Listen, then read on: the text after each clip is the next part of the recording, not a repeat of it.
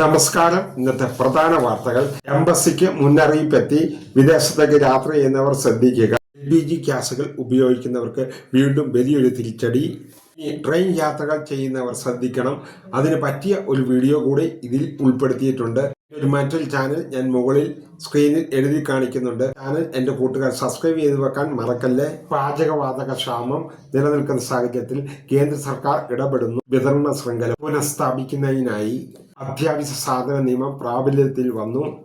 LPG ഉൽപാദനം കൂട്ടുവാൻ ഉള്ള നടപടികൾ സ്വീകരിച്ചു.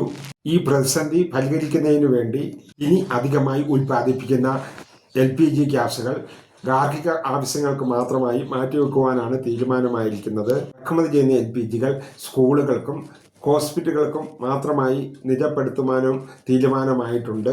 പൂർത്തിവെപ്പും കരിഞ്ചന്തയും ഉണ്ടാകില്ല. 25 ദിവസം കൂടുമ്പോഴേ ഇനി ഗ്യാസ് ബുക്ക് ചെയ്യുവാൻ സാധിക്കുകയുള്ളൂ. ഗാർഹിക സിലിണ്ടറുകൾ മറ്റേതെങ്കിലും ആവശ്യത്തിന് ഉപയോഗിച്ചാൽ ഉടൻ നടപടികൾ സ്വീകരിക്കും. പൂർത്തിവെപ്പോ കരിഞ്ചന്തയോ നടത്തിയാൽ അതിനെതിരെയും ഉടൻ നടപടികൾ ഉണ്ടാകും. രണ്ടാമത്തെ വാർത്ത എംബസിയുമായി ബന്ധപ്പെട്ടാണ്.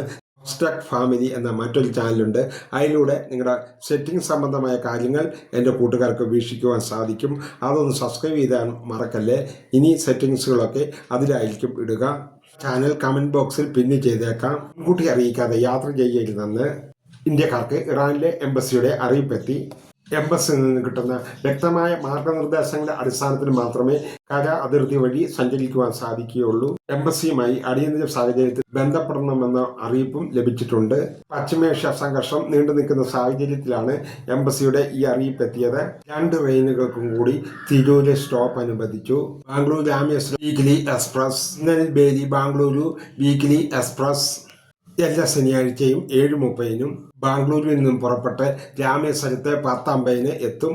ഞായറാഴ്ചകൾ റെയിൻ 3:30 പുറപ്പെട്ട് 6:55 ബാംഗ്ലൂരിൽ ഈ റെയിൻ തിരിച്ചെത്തുന്നതായിരിക്കും. ബുധനാഴ്ച ഉച്ചയ്ക്ക് 3:45 ശേഷമാണ് തിരുനെൽവേലിയിൽ നിന്നും പുറപ്പെടും. വ്യാഴാഴ്ച 6:55 ബാംഗ്ലൂരിൽ എത്തിച്ചേരുകയും ചെയ്യും.